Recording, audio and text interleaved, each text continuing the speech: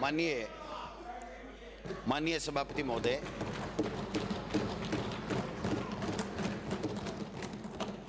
जो महामहिम राज्यपाल महोदय के द्वारा यहाँ पर अभिभाषण 19 जनवरी 2024 को कराया गया, मैं केवल उसके ऊपर अपनी बात केंद्रित रखूंगा और मैं सत्ता पक्ष से भी अपेक्षा करता हूं और मेरे दल से भी मैं अपेक्षा करता हूं कि कोई ऐसी बात आए जिस पे टोकना जरूरी हो उसी पे टोका जाए, चाहे हम लोग हों चाहे ये लोग हों, वरना इस राजस्थान की विधानसभा की चर्चा का कोई महत्व नहीं रहेगा। नहीं, वो आपके ऊपर है, आपके ऊपर है, वो आपके ऊपर है कि आप इसको राजस्थान की विधानसभा की गौरवशाली परंपरा को निभाना चाहते हैं या सब्जी मंडी बनाना चाहते हैं। आप बोलिए माननीय सदस्य। मैं महामहिम से जिस प्रकार से 83 पैरों का जो अभिभाषण पढ़वाया गया, मैं समझता हूं कि राजस्थान के इतिहास में सभापति महोदय पहली दफा 83 के 83 पॉइंट राजस्थान की नवनिर्वाचित सरकार के विजन के नहीं होकर के और केवल पिछली सरकार के ऊपर छींटाकशी, उनकी योजनाओं को भ्रष्टाचारी बताना, उनकी प्रत्येक योजना के बारे में महामहिम राज्यपाल के सिरमुख से इस प्रकार से कहलवाना, मैं समझता हूं कि इससे ज़्यादा गलत परंपरा इस राजस्थान की आज तक न हुई है और मैं आशा करता हूं कि आगे भी नहीं हो। आप देखिए सर, बेहद निराशा और बिल्कुल ऐसे पढ़वाया गया महामहिम से कि उनकी जो गरिमा है उसको भी राजस्थान की सरकार की जो कैबिनेट ने जो अप्रूव करके दिया उसमें उनकी गरिमा को तार-तार करने का काम किया है। ये भविष्य में नहीं करे तो अच्छा है। मैं एक उदाहरण देना चाहता हूं कि आपके सामने 17 जनवरी 2019 जो पहली बार हमारी कांग्रेस की सरकार बनी थी, तब का महामहिम राज्यपाल का अभिभाषण है सर, और उसमें एक भी पैरे में कहीं भी पिछली 5 साल की सरकार की किसी भी योजना के बारे में या इस तरीके के अनर्गल बातों का कोई स्थान नहीं रहा। मैं समझता हूं कि ये राजस्थान की सरकार का पहला जो अभिभाषण जो कैबिनेट ने पास कराया, उसका मकसद ये होता है कि हमारी सरकार का ये विजन है, अब हम ये करेंगे, ये ठीक नहीं था, इसको ठीक करने का काम करेंगे। लेकिन जो अभिभाषण आया है सर, पढ़ करके दुनिया हंस रही है सर हम के ऊपर कि राज्यपाल महोदय अपने अभिभाषण में ये कह रहे हैं कि राज्यपाल ने दिनांक इतने को कहा, राज्यपाल ने दिनांक इतने को कहा, वो गलत है। या थोड़ी बहुत तो गरिमा बचा के आपको रखना चाहिए था। मैं मानता हूं कि आपका विजन नहीं हो सकता, ये दिल्ली से बैठे हुए लोगों ने आपको भेजा, आपके कैबिनेट ने उसको देखा नहीं, अपने मुख्यमंत्री ने उसको देखा नहीं और आनंद फानन में ला करके और जितनी गालियां आप दे सकते थे वो गालियां आपने देने का काम किया। आप देखिए सर, पैरा संख्या 5 परस्पर अंतर्विरोध की बात कर रहे हैं, खींचातानी की बात कर रहे हैं। पैरा 12 में नीतिगत निर्णय और जन कल्याणकारी योजनाओं को बंद नहीं करेंगे, लेकिन फिर भी हम सबकी समीक्षा करेंगे। 13 में अविवेकपूर्ण नीतियां, अदूरदर्शी निर्णय, आर्थिक कुबंधन की बात कर रहे हैं। फिर आप 14 में आप कह रहे हैं कि 5,79,781 करोड़ का ऋण भार है, उसकी बात आप कर रहे हैं। आप कह रहे हैं 15 नंबर में कि प्रदेश की चौपट अर्थव्यवस्था हो गई। आप 450 सिलेंडर की 23 नंबर में बात कर रहे हैं। आप 27 नंबर में किसानों के कर्जे माफ की बात कर रहे हैं और 19,000 से ज़्यादा किसानों की ज़मीन की कुर्क की बात कर रहे हैं। आप 13 जिलों की ERCP की 29 और 30 नंबर के पैरे में बात कर रहे हैं। आप 31 नंबर के पैरे में पेपर लीक की बात कर रहे हैं।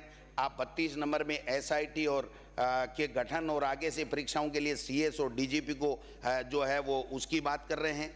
मैं समझता हूँ कि आपने एक से एक पैरे में कहीं भी एक कमी नहीं छोड़ी गाड़ी निकालने में कि इस राजस्थान की सरकार में 5 साल में कुछ भी नहीं हुआ, सब कुछ गड़बड़ हुआ, ये कहलवाने का काम किया। अपराध मुक्त राजस्थान और डबल इंजन सरकार की आप बात कर रहे हैं। 5 वर्षों में प्रदेश का भ्रष्टाचार की बात कर रहे हैं, CBI के अनुसंधान की भी बात कर रहे हैं, महिला उत्पीड़न की आप 39 नंबर में बात कर रहे हैं। आप बिना कार्य योजना बिना बजट की बात करके 50 नंबर में इंग्लिश मीडियम महात्मा गांधी जी के नाम थी उसकी बंद की बात कर रहे हैं आप। और 52 नंबर में आप ग्रामीण अर्थव्यवस्था और पशुपालन पशु बीमा योजना की बात कर रहे हैं। आप नंदीशाला की बात कर रहे हैं, आप गुणवत्तापूर्ण स्वास्थ्य सेवाओं की बात कर रहे हैं, आप राइट टू हेल्थ को भी चैलेंज कर रहे हैं कि ये भी ठीक नहीं था। आप आयुष्मान योजना को चिरंजीवी योजना का नाम देने के नाम पर भी आपको ऐतराज है 58 नंबर पैरे में। मैं कहना चाहता हूं, सुनने का मादा रखिए, आराम से सुनिए। अगर एक बात भी गलत बोलूं तो आप उसका माननीय सभापति महोदय आप टोक दीजिए, या संसदीय कार्य मंत्री ऑब्जेक्शन करेंगे तो मैं बैठ जाऊंगा। लेकिन बात सुनिए, ये राजस्थान की विधानसभा में करोड़ों लोगों ने अपना जनादेश दे करके हमको यहाँ राजस्थान की विधानसभा में जनता के मुद्दों की बात करने के लिए भेजा है, न कि यहाँ पर इस तरीके से छींटाकशी करके। आपके माननीय 2 सदस्यों ने, माननीय अनीता बघेल जी ने बात रखी, अपनी अभिभाषण का इन्होंने प्रस्ताव रखा, इन्होंने अनुमोदन किया। आप बताइए क्या तैयारी थी, क्या तैयारी थी, क्या मुद्दे थे? कोई मुद्दे नहीं थे। और एक बात मैं कहना चाहता हूं, देश के प्रधानमंत्री नरेंद्र मोदी जी ने भी कल परसों प्रभु श्री राम के उदाहरण देकर के कहा कि एक गिलेरी का भी योगदान होता है, वो बहुत महत्वपूर्ण होता है। जब गिलेरी के योगदान को भी आप महत्वपूर्ण देश के प्रधानमंत्री बता रहे हैं, और आप 5 साल में जितनी योजनाएं चली, चाहे मुख्यमंत्री चिरंजीवी चली, ओपीएस हुआ, चाहे गारंटी योजना, महंगाई के लिए जो कैंप लगे महंगाई कम करने के लिए, और कितनी योजनाएं, दुनिया भर की योजनाएं हुई, उसका आपको कोई मतलब नहीं, कोई इल्म नहीं। आप एक आदि के लिए ठीक कहते, एक आदि का ठीक करते, एक आदि को ठीक करने के काम कहते। अर्थव्यवस्था चौपट बता दिया आपने। मैं सुनने की मादा रखिए कि 5 साल में आर्थिक आपातकाल बता दिया। हमारी सरकार ने राज्य की अर्थव्यवस्था को 9 लाख करोड़ से 15 लाख करोड़ रुपए पर पहुंचाने का काम किया है। माननीय सभापति महोदय, हमारी जो मैं पूछना चाहता हूं, 31 मार्च 2000 को यूपीए की सरकार थी तो भारत सरकार का कर्ज 55,87,000 करोड़ रुपए था। लेकिन आज हमारी वित्त मंत्री 31 मार्च 2023 को कहती हैं कि 152,61,000 करोड़ रुपए, यानी 3 गुना कर्ज भारत सरकार पे बढ़ गया है। ये कर्ज लेते हैं, ये कोई नई चीज नहीं है, चाहे राजस्थान की सरकार हो, चाहे किसी भी स्टेट की हो, चाहे भारत सरकार हो। लेकिन हम उनके नियमों का, रिजर्व बैंक के नियमों का पालन करते हैं। अगर वो पालन नहीं होता तो हम कर्ज नहीं ले सकते हैं। मैं निवेदन करना चाहता हूं, हमारे 2023-24 के बजट अनुमानों में राजकीय घाटा, फिस्कल डिस्पिसिएट राशि रुपए 62,772 रुपए अनुमानित थी, जो राज्य सकल घरेलू उत्पाद जीएसडीपी का 3.98% था। ये अनुमत सीमा से कम है। आपकी सरकार ने इसमें लगवाया कि साहब जो विद्युत के लिए, कंपनियों के लिए हमने ये किया था, वो किया था। मैं उसके बारे में बताना चाहता हूं। एफआरबीएम एक्ट में 2025-26 में जीएसडीपी के 38.2% डेप्ट और लायबिलिटी के प्रावधान को हमने 2020-21 में प्राप्त कर लिया और 37.99 रहा। इसका मतलब यह हुआ कि हमारा प्रबंधन अच्छा था। मैं तीसरी बात आपसे निवेदन करना चाहता हूं कि इसी के बदौलत, अच्छे आर्थिक प्रबंधन के बदौलत ही हमारी जो आर्थिक विकास दर है देश में दूसरे स्थान पर 11.04% है। इस बात को भूल नहीं सकते आप। हर चीज गलत नहीं बता सकते। हो सकता है आपके एंगल से कोई चीज ठीक नहीं है तो आप ठीक बात कीजिए, उसको ठीक करने का काम कीजिए। आपको मौका दिया ईश्वर ने, जनता ने मौका दिया है, आप ठीक कीजिए। लेकिन अगर हम कोई मुद्दों पे चर्चा ही नहीं करेंगे तो फिर तो ये तो आप अच्छा, तू अच्छा, मैं अच्छा, तू अच्छा, हु हा करके हम हमारा समय बर्बाद कर देंगे। मैं निवेदन करना चाहता हूं, हमारी पूर्व सरकार का डेफिसिएट 2012-13 में 1.73% था। वो भारत सरकार के समय 2015-16 में 9.25% था। हमने कोरोना की विभीषिका को रहते हुए वर्ष 2021 से 22 इसे 3.96% रखा। ये हमारी उपलब्धि है, राजस्थान की उपलब्धि है, केवल कांग्रेस की उपलब्धि नहीं है, प्रदेश की उपलब्धि है। और किसी भी सरकार को अच्छे चलाने में सत्ता पक्ष और विपक्ष दोनों का रोल रहता है, कोई एक का रोल नहीं रहता है। अब आप कह रहे थे कि मोदी जी की गारंटी आ गई। अच्छा है भाई, मोदी जी डबल इंजन की सरकार आ गई। कहाँ है डबल इंजन? एक इंजन तो बंद पड़ा आपका। राजस्थान का इंजन तो 100 दिन की कार्य योजना आप बना रहे थे, आप 50 दिन लग गए साहब, कार्य योजना ही नहीं बनी। तो जो कार्य योजना बनेगी वो कब लागू होगी, ये मैं आपके माध्यम से सत्ता पक्ष को पूछना चाहता हूं। आप डीजल पेट्रोल की हमको रोजाना कहते थे, गालियां देते थे, हल्ला करते थे, धरने करते थे कि साहब डीजल पेट्रोल के दाम कम कर दीजिए। क्या आपने दाम कम कर दिए? क्या आपने पिछले कार्यकाल में, बीजेपी का जब कार्यकाल था, 50,000 के ऋण माफ करने की घोषणा की थी, और आज क्या स्थिति है? हमने आपका पैसा चुकाया, 2000 करोड़ रुपए की चुका करके आप चलता बन गए, और हमने 6000 करोड़ वो चुकाया, और फिर 16000 करोड़ रुपए का किसान का कर्जा माफ किया। और आप कह रहे थे कि संपूर्ण कर्जा माफ करो, आपकी डिमांड थी सभापति महोदय, आपकी डिमांड थी। मैं पुनः याद दिलाना चाहता हूं, और आपके कृषि मंत्री ने हमारा स्टेटमेंट तो क्लियर था कि हम 50,000 तक के कर्जे माफ करेंगे। हमने संपूर्ण कर्जा की कभी बात नहीं की। संपूर्ण कर्जे की आपने बात की है। अब आंकड़ा धरो राजस्थान विधानसभा में कि कितने माफ किए आपने। ठीक, सभापति महोदय मैं मान गया, माननीय सदस्य, सभापति महोदय माननीय सदस्य, मैं मान गया, माननीय सदस्य, ब्राजे आप ब्राजे, मैं मान गया। इन्होंने कभी भी कर्जे माफ की बात नहीं की। मैं मान गया सर। मैं इनको धन्यवाद देना चाहता हूं, भारतीय जनता पार्टी की सरकार को, कि आप कर्जे माफ की बात नहीं कर रहे हैं। आपने कभी भी नहीं की और आगे भी आपको नहीं करनी है। लेकिन आपके कृषि मंत्री, हमने जितना कर्जा माफ का कहा उतना कर दिया। कोई बात नहीं, मैं इस बिंदु को छोड़ देता हूं।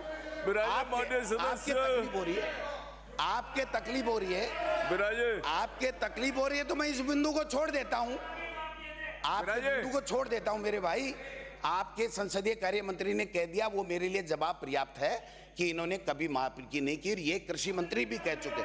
अब यार हर आदमी खड़ा होगा, सुन लो भैया, वही गोविंद डोटासरा है। आप अगर मैं गलत बोलूं तो आप टोक दो, लेकिन अगर आप बोलो ही नहीं, 4-5 खड़े हो जाओ, ये उतावलापन ठीक नहीं है। ये इधर भी 70 है मेरे भाई, स्थान पर बैठे बैठे ना बोले। दूसरा मैं कहना चाहता हूं, आपके कृषि मंत्री ने कहा कि किसान को लोन लेना ही नहीं चाहिए, उसकी जो नहीं चुकाने की आदत है वो गलत है। अरे भाई, कृषि मंत्री है, किसान के ऊपर आप टिक्का टिप्पणी कर रहे हो। आप थोड़ा बहुत भी आपके कृषि मंत्री ने नहीं सोचा कि मैं क्या कहना चाह रहा हूं। खैर कोई बात नहीं। अब आप कह रहे हो मेडिकल कॉलेज खोलेंगे, भाई 33 जिलों में तो खुल गए, हमने 50 जिले बना दिए। आप इन बाकी के 33 में से 17 जिलों में, 19 जिलों में अगर मेडिकल कॉलेज खोलोगे तो हम जानेंगे 33 में आपका क्या रोल है। आपने कर दिया, केंद्र सरकार का हिस्सा था, आ गया। बैठ जा भैया, बैठ जा। आपके मंत्री बनने का रास्ता साफ किया हमने, आप तो मत बोलो कम से कम।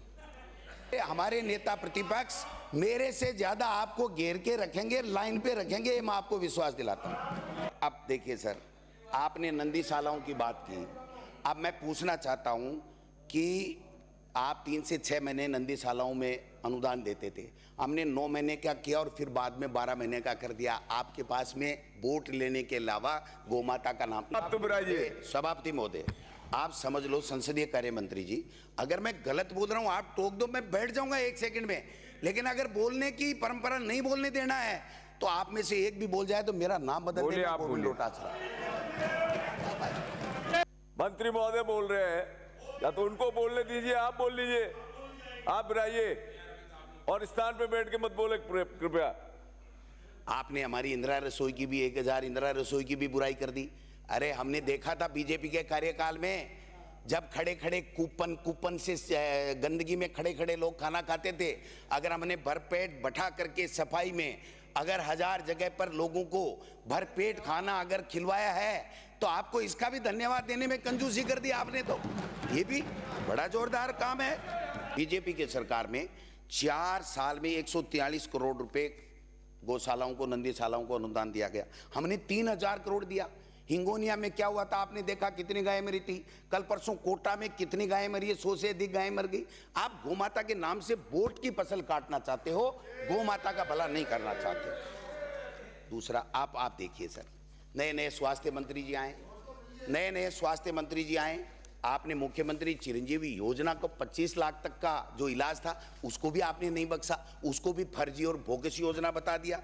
आपने कह दिया कोई इलाज नहीं हो रहा है। मैं बताना चाहता हूं सभापति महोदय, सदन के माध्यम से, कि मंत्री जी को ज्ञान होना चाहिए। 718 लोगों को आर्गन ट्रांसप्लांट चिरंजीवी योजना में हुए थे। Heart, liver, kidney, bone marrow transplant जैसे इलाज जो लाखों करोड़ रुपए में होते हैं, वो हमारी सरकार ने कराया था। इसका तो कम से कम आपको बोले। अब बैठ जाइए, गलत परंपरा मत डालो। एक आदमी नहीं बोलेगा, आप में से एक आदमी। बुलाइए माननीय सदस्य, बुलाइए बुलाइए बुलाइए 45 लाख। बुलाइए माननीय सदस्य। सभापति महोदय, मैं आपसे बात कर रहा हूं। 45 लाख से अधिक परिवारों में 5,000 करोड़ रुपए से अधिक का चिरंजीवी बीमा योजना में इलाज हुआ है। ये जनता का इलाज है, बीजेपी कांग्रेस का इलाज नहीं है। आयुष्मान योजना में तो केवल 59 लाख परिवार कवर होते, 5 लाख रुपए थी, उसके लिए भी आप गुणगान कर रहे हो, मोदी जी का गुणगान कर रहे हो। राइट टू हेल्थ, आपने राइट टू हेल्थ को भी चैलेंज कर दिया कि ये भी गलत हो गया। राइट, बैठ जाओ, बैठ जाओ। फिर आप राजस्थान में मिनिमम इनकम गारंटी है, उसकी भी बात आपको सुनने में तकलीफ हो रही है, वो भी आपका अच्छा नहीं लगा आपको। फिर आपको जो है वो शहरों में मनरेगा की तर्ज के ऊपर जो हमने रोजगार की गारंटी 125 दिन की दी, वो भी आपको अच्छी नहीं लगी। आपने ओपीएस भी अच्छी नहीं लगी, आपको आरजीएचएस भी अच्छी नहीं लगी, आपको तो कुछ भी नहीं लगा। आपको तो केवल मोदी जी का नाम जपना है। भाई जपो, हमें कहाँ तकलीफ है। मैं 3 लाख नौकरियां, माननीय सभापति महोदय, 3 लाख नौकरियों की व्यवस्था की थी। आपने इस अपने अभिभाषण में महामहिम से एक बेरोजगार को नौकरी देने की बात यहां पर नहीं कराई। उड़ान योजना महिलाओं के लिए किस प्रकार से उपयोगी साबित हुई है, बीमारी उनकी रुकी है, उसके भी आपको बात करने की जरूरत नहीं है। आप देखिए, जल जीवन मिशन में 10% जो जनता को देना था राज्य सरकार दे रही है, वो भी आपके तकलीफ हो रही है। आप 70 लाख परिवारों को सभापति महोदय हमने 500 रुपए में गैस सिलेंडर दिया है। अब आप 450 के लिए 50 रुपए दे करके और आप झुंझुना पकड़ा करके लोगों को ये वाई लूटना चाहते हो, ये कहाँ की बात है। 500 रुपए में हम देते थे, आपने 450 में किया। दायरा बढ़ाया हो तो बताओ, दायरा बढ़ाया नहीं। हमने कहा था 1 करोड़ 4 लोगों को देंगे, हम 1 करोड़ 4 लोगों को देंगे। ठीक है, हम नहीं आए, आप आगे, आप दायरा बढ़ाइए। और गोवंश लंपे में मर गई। केंद्र सरकार आंख मीच के सो रहा था जब हमने 40 हजार रुपए दिए, 42,000 किसानों को 150 करोड़ रुपए की सहायता दी। आप में हिम्मत थी, देश के प्रधानमंत्री को लंपी के लिए हमने चिट्ठी लिखी थी कि इसको राष्ट्रीय आपदा घोषित कर दीजिए, आज तक नहीं कर पाए। आप करते कुछ नहीं हो, केवल मोदी के नाम से कितने दिन वोट बटोरोगे। इसलिए सोचना पड़ेगा। मानिए, अब 40,000 रुपए कामधेनु 2 पशुओं की दुधारू की, आपने जवाब दिया आज 100 कुछ थे। 80 लाख से ज्यादा का रजिस्ट्रेशन है, आप उसकी वेरिफिकेशन नहीं करवा रहे हो। उन पशुओं का वेरिफिकेशन करवा करके आप उनको 40,000 रुपए देगो नहीं देवोगे एक पशु के ऊपर। ये आपका विजन आना चाहिए था, ये आपका विजन नहीं आया। आपने देखा कि 1 करोड़ 35 लाख महिलाओं को मोबाइल दे रहे थे, 25 लाख दे दिए, आपने दूसरी बात नहीं की। अब मैं कहना चाहता हूं, Rajiv Gandhi scholarship for academic excellency, 500 बच्चों को विदेश में पढ़ा रहे हैं पूरे खर्चे के ऊपर, आपको इसमें भी तकलीफ हो गई। आपको ओल्ड पेंशन स्कीम कर्मचारियों की गोलमाल रखना चाहते हो लोकसभा के चुनाव तक, और लोकसभा चुनाव के बाद में हमारे शिक्षा मंत्री जी का बयान मैंने सुना है, ये कह रहे हैं ये तो मोदी जी फैसला करेंगे, स्थानांतरण का फैसला मुख्यमंत्री जी करेंगे, और अंग्रेजी मीडियम चालू रहेंगी बंद रहेंगी, जिसमें 7 लाख बच्चे गरीब के पढ़ रहे हैं, उनके बारे में मुख्यमंत्री जी फैसला करेंगे। और मुख्यमंत्री जी क्या फैसला करेंगे, किस दिन बोलेंगे, देखते हैं भाई, एक दिन बुलवाओ तो सही, कैसे बोलते हैं। ये जमाने फिसल रही है ना, ये कुर्सियां भी फिसलते देखी है हमने बहुत। जमाने फिसलने को तो रोकिए और कुर्सी नहीं फिसले इसका व्यवस्था आप लोग कीजिए। मैं कहना चाहता हूं, आज राजस्थान मॉडल स्टेट के रूप में उभर रहा है, आप इससे और ज्यादा 21 काम कीजिए, अच्छा कीजिए। 5 साल हमारे जो काम किए हुए हैं उनका फित्ता काटने में भी आपको समय लग जाएगा। मैं दूसरी बात कहना चाहता हूं, 1 मिनट देखो जोगाराम जी, भाईचारा निभाओ। सवाल यही है कि आपने कहा कि अपराध बढ़ गए, ये हो गया वो हो गया, अपराध रुक गए क्या? 7 साल के मासूम के साथ मैं बताऊं आपको क्या हुआ है? क्या बात कर रहे हो आप? घर से दूध देने निकली 7 साल की बच्ची से दुष्कर्म, ये बीकानेर की घटना है। आप रावत बाड़ा की घटना ले लीजिए, 20 लड़कियों का अश्लील वीडियो। आप जयपुर की घटना लीजिए, बाइक सवार बदमाशों को महिला से मोबाइल। हनुमानगढ़ में पिस्तौल दिखाकर किशोरी को उठा के गैंग रेप। आप नसीराबाद की घटना को ले लीजिए, पुलिस की मारपीट से युवक की मौत। और आप दूसरी घटना को ले लीजिए, चित्तौड़ की घटना को ले लीजिए, मौत के बाद दिन बाद मोबाइल से खुला सामूहिक बलात्कार कर रहा, लाइसेंस से अजमेर की घटना को ले लीजिए। मैं एक बात पर नहीं जाना था, मैं ये कहना चाहता हूं, एक भय होना चाहिए सरकार का, वो भय अगर आप कायम कर दोगे तो अपराधी डरने लगेंगे।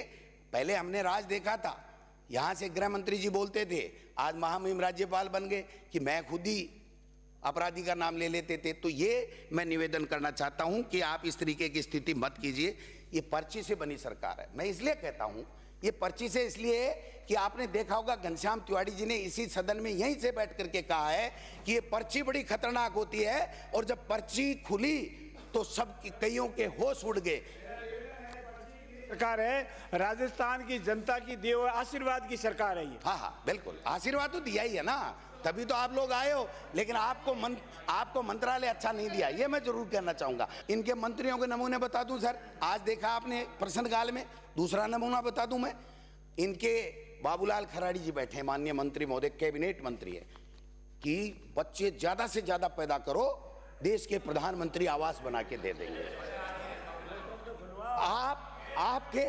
आपके शिक्षा मंत्री जी हमारे ये कह रहे हैं कि कब ट्रांसफर करोगे, क्या करोगे। आपने एक काम जोरदार कर दिया आते ही, जोगाराम जी, आपने बहुत जोरदार काम किया। आपने जो देश के प्रधानमंत्री जी ने अग्निवीर योजना दी, जो किसानों के लिए उनके बेटों को रोजगार के अवसर बंद कर दिए, और देश की सेना में जो नौजवान जाते हैं उनके हाथों पे हिकों पे कुटाराघात किया, आपने तो मंत्री ही अग्निवीर बना दिया। यहां शपथ ली राज्यपाल के, और मौर्य बोल गया। क्या बात कर रहे हो आप संविधान को मानते ही नहीं। ये जोगाराम जी क्यों बने, जोगाराम जी संसदीय कार्य मंत्री क्यों बने, ये अपने आप बता देंगे कि मौर्य बोलने से क्या होता है। हमारा समय है, आप चिंता ना करें। आप बताइए, आप कह रहे हैं हम अंतरकलह में थे, इनको शर्म नहीं आती। वसुंधरा जी कहां बैठी है, ना पक्ष में बैठी है, इधर प्रतिपक्ष की लाइन में बैठा रखा है, इनको शर्म नहीं आती। आप देखिए माननीय सभापति महोदय, नेता प्रतिपक्ष उधर बैठे हैं, हमारा पूर्व मुख्यमंत्री उसके बराबर में बैठा है, और आप जो विपक्ष के लोग बैठे हैं, निर्दलीय लोग बैठे हैं, उनके बराबर आप अपनी पूर्व 2 बार की मुख्यमंत्री को बैठा रहे। ये अंतरकलह है। किन किन को मंत्री बनाया, किन को नहीं बनाया, ये अंतरकलह नहीं है। मुख्यमंत्री जी आपकी मीटिंगों में वसुंधरा जी नहीं जा रही हैं, ये अंतरकलह नहीं है। प्रदेश के अध्यक्ष को किस शब्दों में पुकारा गया था, आप बताइए। एक प्रदेश के अध्यक्ष, माननीय प्रदेश अध्यक्ष था कांग्रेस पार्टी का, उनको किस शब्दों में माननीय मुख्यमंत्री जी ने पुकारा था, वो शब्द बोलो। वो शब्द वही बोल रहा हूँ। माननीय मंत्री जी विराजे, माननीय सदस्य, माननीय महामहिम के अभिभाषण पे आ जाए। राज्यपाल आप विराजे, आप माननीय महामहिम के अभिभाषण पे रुक जाइए। आप हमारा समय, आप चिंता ना करें, मैं बैठ जाऊंगा।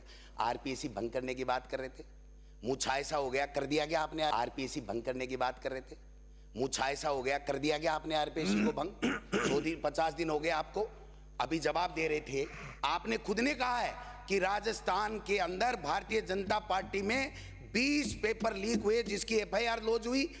आप 33 में से 20 तो आपके समय के हैं, और उसमें जो जवाब आया है माननीय सभापति महोदय, मैं कहना चाहूंगा पूरे सदन को, जवाब आया उसमें जो 33 में से 1 पे पेंडिंग है, वो हाई कोर्ट के एलडीसी का पेपर है। उसके अलावा आपने किसी को पेंडिंग नहीं माना, और आप बार बार खड़े हो जाते हो। पेपर लीक आप में दम है, आप ईडी इनकम टैक्स भेज सकते हो, किसी को धमका नहीं सकते हो। ये कांग्रेस की सरकार और कांग्रेस के जाबाज सिपाही हैं हम, आपकी मर जाए जितने भेज लो। आप क्या बात कर रहे हो इस तरीके से? आप पेपर लीक का नाम लेकर के मखौल उड़ाना चाहते हो। पेपर लीक किस समय नहीं हुआ? क्या गुजरात में नहीं हुआ? क्या हरियाणा में नहीं हुआ? क्या देश के अंदर केंद्र की सरकार की नौकरियों में नहीं हुआ? क्या हरियाणा में नहीं हुआ? क्या पंजाब में नहीं हुआ? किसकी बातें कर रहे हो? कितने दिन चलाओगे इन नोटंकी करके? कितने दिन काम चलाओगे? मैं पूछना चाहता हूं इनको, माननीय सभापति महोदय, इनको ऐसे तो दे दो मंत्रियों को। 50 दिन में इनको ऐसे नहीं दे पाए, बाबू नहीं दे पाए। इनकी डिजायरें रद्दी की टोकरी में जा रही है, इनकी डिजायरें लिखने का अधिकार नहीं है इनको। ये यहाँ केवल और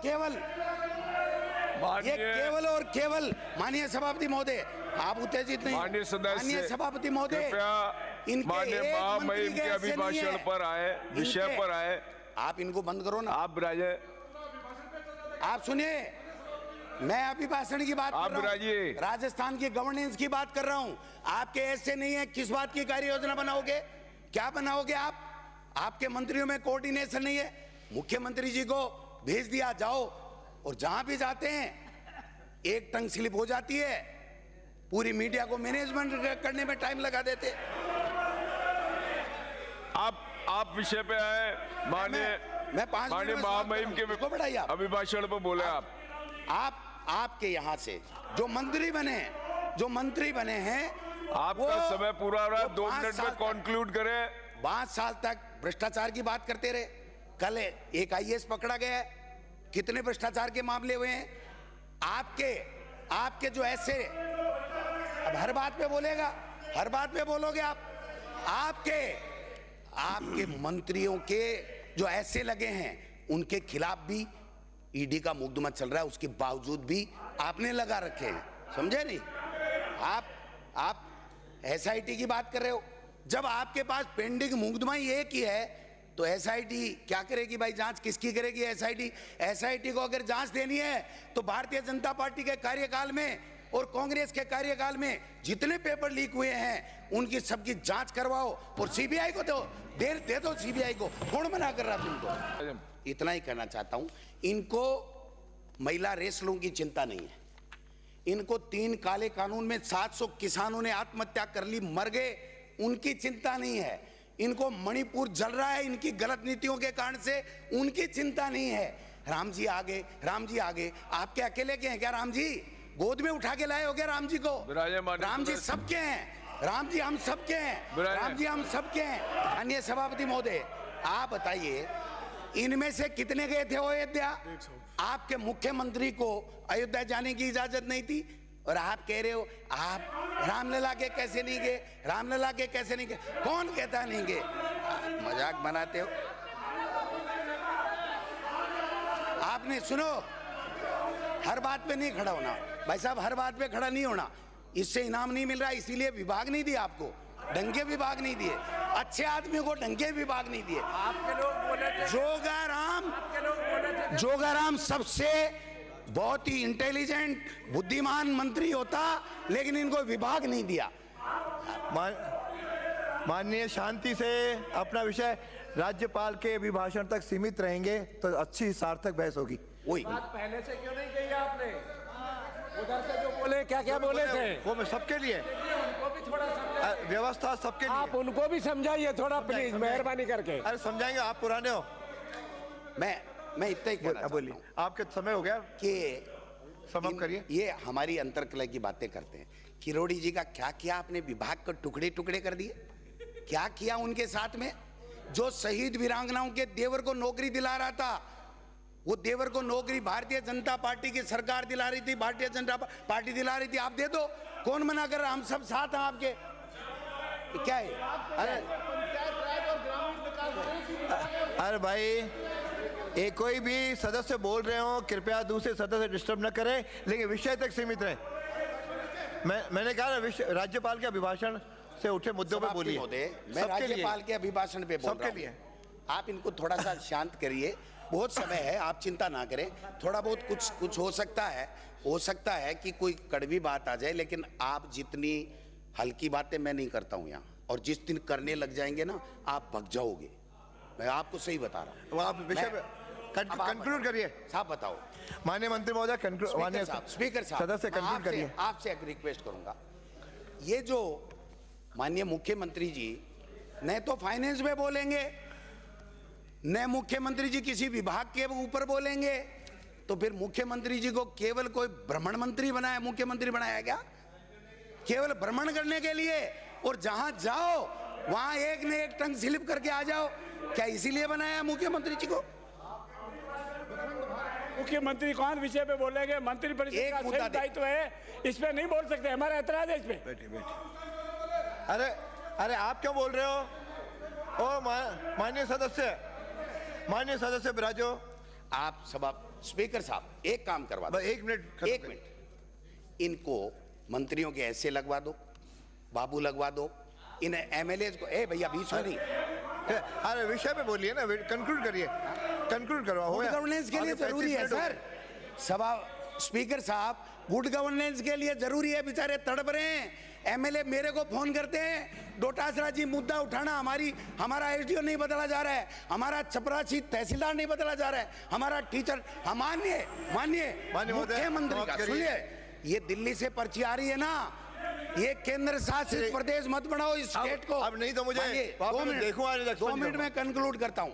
इस राजस्थान प्रदेश को आप केंद्र शासित प्रदेश नहीं बनने दें। मैं आपसे आग्रह करता हूं कि ये दिल्ली की पर्ची बंद करें, मुख्यमंत्री जी को फैसले लेने का अधिकार दें, मंत्रियों को अपने ऐसे लगाने का अधिकार दें, एमएलए को डिजायर करने का अधिकार दें, तब जाकर के कोई काम करेंगे, वरना तो क्या काम करेंगे आप बताइए। ये तो एक दूसरे का मुंह देख रहे हैं। सुबह उठा तेरी छली क्या, तेरी छली क्या, सांगानेर का एसडीओ नहीं बदला गया, इनसे मुख्यमंत्री जी के विधानसभा क्षेत्र का एसडीओ नहीं बदला। धन्यवाद। क्या बात कर रहे हो? अब राजे माननीय मुख्यमंत्री जी को उनका पीए बताता है कि साहब ये अधिकारी बदल गए, ये ट्रांसफर हो गए, ये गुड गवर्नेंस है, अधिकारी फैसला करेंगे। माननीय अध्यक्ष महोदय का फैसला नहीं होने वाला है। माननीय अध्यक्ष महोदय, अब राजे मानिए, इनके जो प्रदेश अध्यक्ष जी थे ना साहब, उनकी बूथ में जमान जब्त हो गया, इनके बूथ में जमान जब्त हो गई इनकी। क्या एक मिनट में बात पे बोल रहे? मैं गलत बोलूं तो हटा देना। मैं अगर स्पीकर साहब गलत बोलूं तो हटा देना। ये कह रहे हैं ना, बड़ी बड़ी बातें कर रहे हैं, इतने आगे इतने आगे इतने आगे, डबल इंजन की सरकार आ गई। इस राजस्थान के इंजन को चलने दो भाई साहब। मुख्यमंत्री भजनलाल शर्मा को बनाया तो मुख्यमंत्री तो भजनलाल शर्मा को मानो। अगर मुख्यमंत्री का एक ने नाम नहीं लिया, आपके दोनों ने बोला, एक ने नाम नहीं लिया, मोदी जी क्या हो जाएगा फिर? क्या हो जाएगा? अध्यक्ष महोदय, प्रधानमंत्री हैं आप, प्रधानमंत्री की बात कीजिए।